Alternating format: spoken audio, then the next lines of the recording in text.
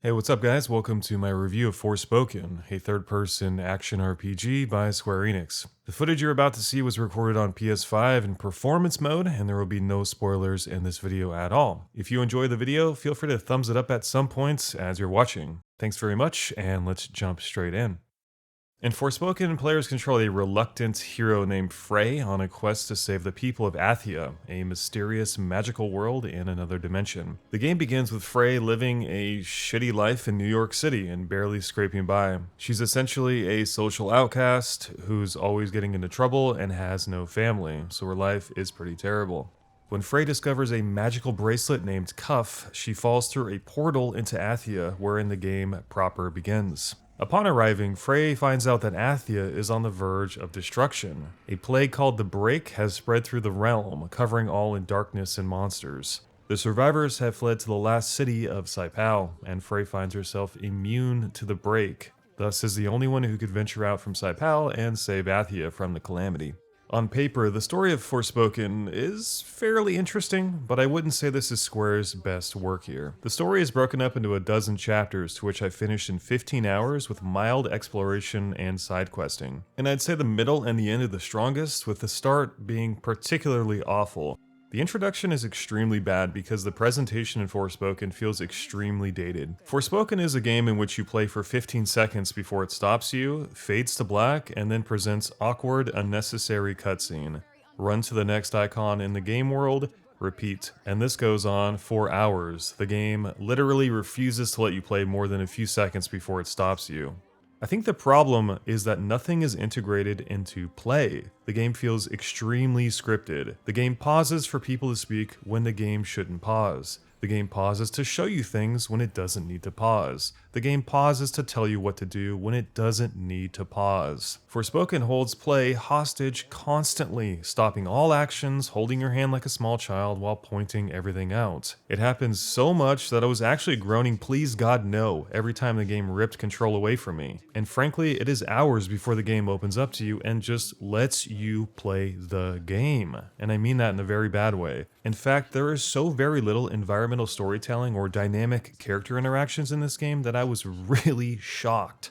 Everything is either a scripted event or a pre-rendered cutscene, making the game feel really stale for the most part because nothing can happen while you play. This is an extremely dated way to make a game, and I'm not surprised this is from Square Enix, to be honest. The game is also really outdated in the way characters and NPCs function, especially the generic AI president Saipal, which in itself is a very uninspired, super boring, white castle vanilla sky city, wherein the NPCs act like little more than robots. 7 years ago, we got the bustling and vibrant city of Novigrad, yet in 2023, Saipal is utterly lifeless.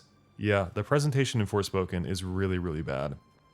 Frey as the main lead is also not quite what I would have wanted. She is occasionally likable, and as the game goes on, her thread opens up and I was interested, honestly, to see where it was going to take her, but the writing overall paints her in a pretty off-putting color. Frey's shtick is that she wants to go back home to New York, but she can't because the people of Athia need her to save them. So for the most part, that makes her the selfish, reluctant anti-hero. She's pretty whiny, and for the most part, she acts mostly like an annoying kid.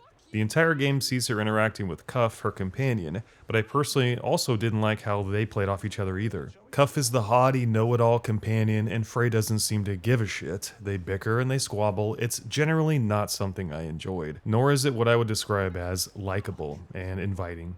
The material Frey has overall is pretty bad, and the writing across the board puts her in a state of stubbornness, which leads her into the role of whiny errand runner, as she's constantly asked to save Athia even though she doesn't really want to. You as the player are smack dab in the middle of it, like some foster parent trying to mediate an argument. And as such, the general vibe of the game, with its juvenile writing, cheap one-liners, and awkward Cuff partnership, was for the most part not terribly appetizing. Thankfully, it gets a little bit better over the course of the game, but honestly, not by much. The worst part is, Frey just doesn't have any help carrying the story, as Forspoken lacks any and all interesting side characters.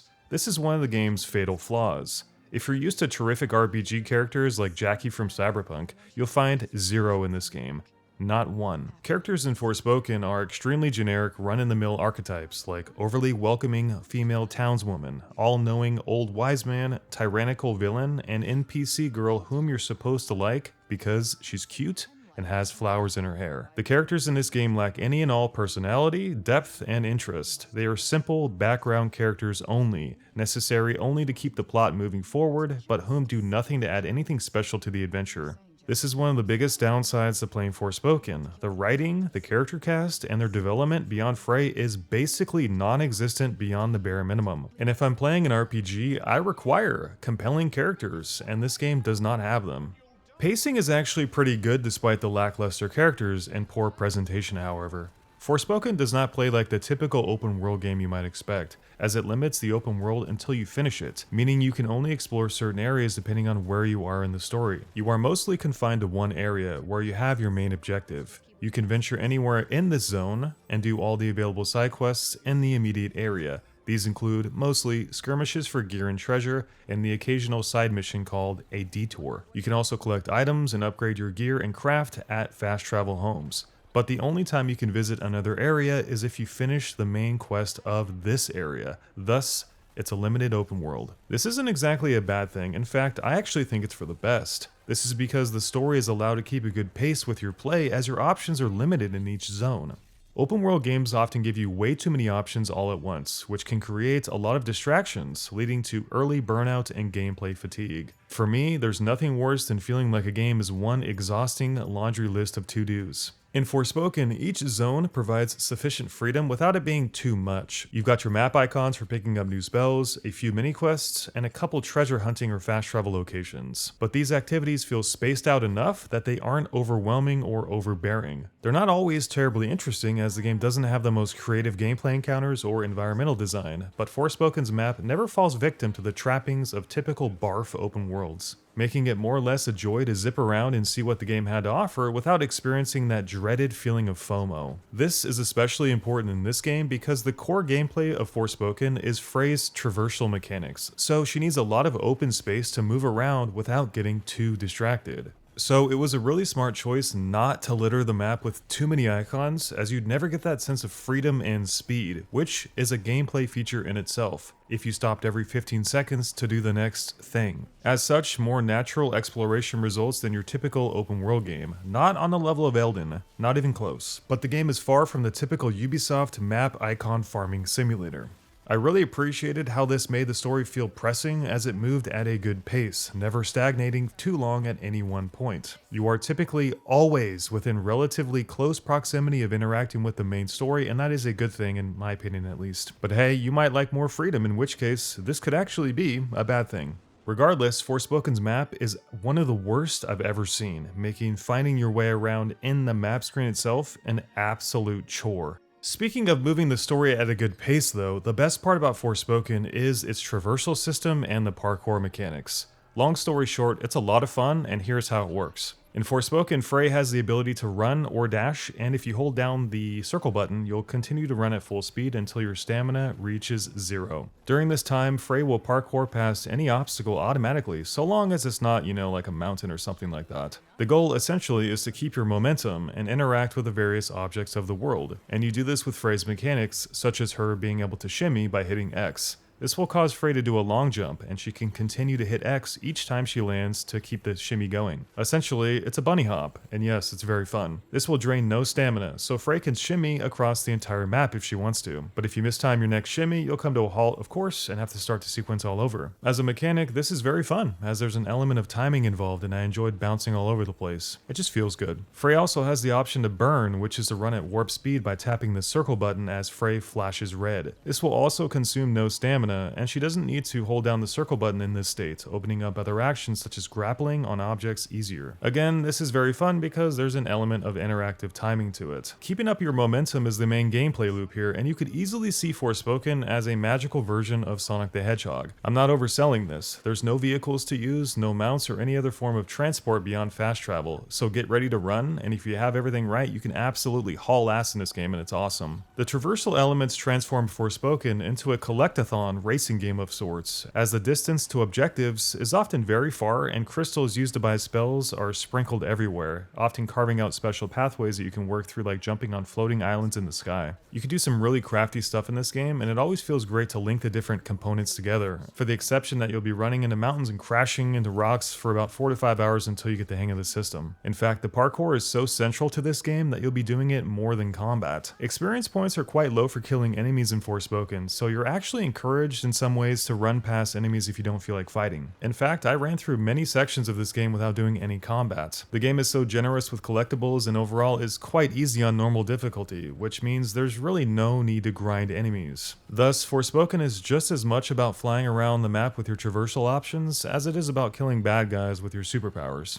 Unfortunately, the overall world design feels rather generic despite the bright colors of Athia. Athia sort of feels like a tech demo of the latest Unreal Engine build. Giant sprawling mountains and valleys encompass most of the world, and overall there's just a lot of square space that feels oddly similar. It almost feels like the game is in some way procedurally generated. Without any landmarks or anything special to the areas, they end up feeling very video gamey. I noticed this when I ran 2 miles to reach an upgrade icon on my map, which was around 5 straight minutes at full speed. When I got to my destination, that 5 minutes was just a blur. I couldn't recall anything special about the huge swath of game space I just traveled through, and I think that is a fairly good representation of most of my time in Athia. A world of style over substance and sheer quantity over creative quality. In fact, I want to point out that there are no NPCs or characters outside the one city in the game. There's no friendly animals, there's no other cities. Athia is mostly terrain, shiny things, and bad guys. This limits the amount of dynamic storytelling that the game can offer through normal play, which is why the game has essentially none. You'll never run into a friendly person, you'll never do a quest with anyone, you'll never see life anywhere unless it has a red health bar over its head. There are no dynamic quests anywhere, and nothing happens to the world as a result of your actions. Like the characters, Athia itself feels sort of empty despite its impressive color range and sheer scale, making it ultimately feel very uninspired.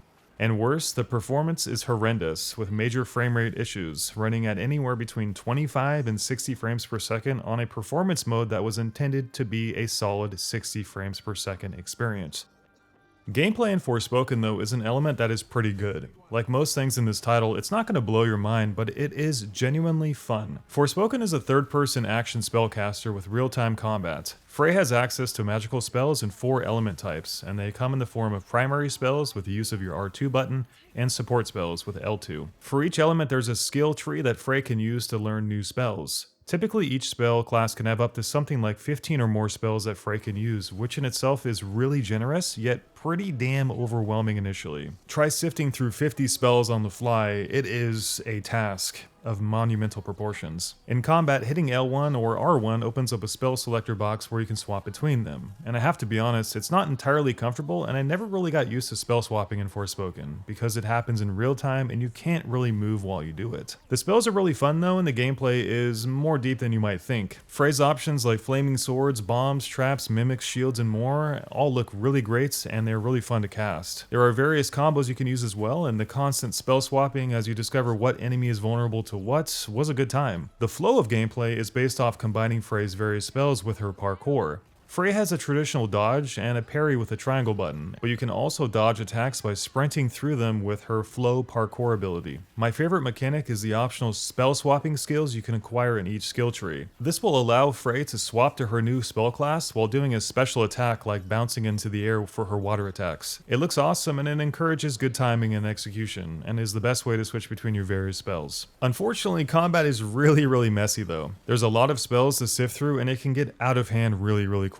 It could also be really frustrating as Frey gets knocked down on most attacks, which is an element to the gameplay I wasn't terribly fond of. The fumbly targeting and lock-on mechanics make combat pretty spazzy as well. Forspoken's auto-targeting is not reliable, often breaking off when enemies fly around you, so it's not uncommon to lose track of what you're shooting at, or if you're successfully locked on or not. There's a lot of charge-up attacks where you'll need to hold down the attack button. Other times you'll be holding down a button for stream-like attacks. These can be frustrating when your lock-on fails. The developers compensated for this by enabling a small degree of auto-aim when you're not locked on. Frey can shoot in the general direction of an enemy without lock, and typically the spell will land. But because this isn't always reliable, it can make combat feel pretty frustrating and overwhelming at times. especially with some very flashy spell effects which can cover the screen in fire or other elements like electricity. This is an actual frame in Forspoken. Can you even tell what the hell is going on here?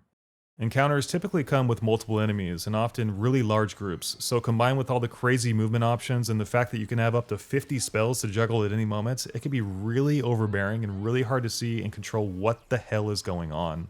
In the end, Forspoken requires a lot of mental attention and a lot of hand dexterity, so if you're into that kind of thing, this combat system is actually for you. I really enjoyed the combat in Forspoken, but I'd be lying if I said it was fine-tuned or for everyone, as it is incredibly spazzy at times. Forspoken is a game I was really looking forward to. I tried the demo last month and I wasn't terribly impressed. When I played the full game, I found a lot I liked, but also I found a lot that I didn't. The combat is fun and surprisingly deep, but it's also overly complicated and unwieldy at times. The parkour and movement is awesome, but the world you travel through feels really generic. Athia is large and very colorful, but there's nothing special inside of it, with no friendly faces beyond predictable NPCs sitting in a generic white city. It's just Frey and the endless sea of faceless, shadowy bad guys. It's fun to burn them up in flames, but some context and characterization and ultimately some personality would have added so much to this game. And the story is fun at times, but it does start off terrible and across the board has very last generation presentation without any heed to making things interactive in the way they should be. Forspoken is a pretty cool idea, but I have to assume it had bigger ambitions at one point. It's not a bad game, but to say it's worth $60 would be a hard sell. I had fun with Forspoken, but ultimately it's a pretty mixed bag, and honestly this was one of the hardest reviews I've done to date. I'm torn because I did enjoy myself, but I know games today can be made a lot better. Stories get a lot better, characters certainly too, the writing, and above all else, the presentation just isn't up to snuff. And as such, I can only recommend Forspoken if you can grab it on sale for around $25 to $30. It's worth the playthrough, but only at a discount, I think. Big AAA games don't come around very often, especially ones that have new gameplay concepts like Forspoken. It's not a bad game, but ultimately, I was fairly disappointed.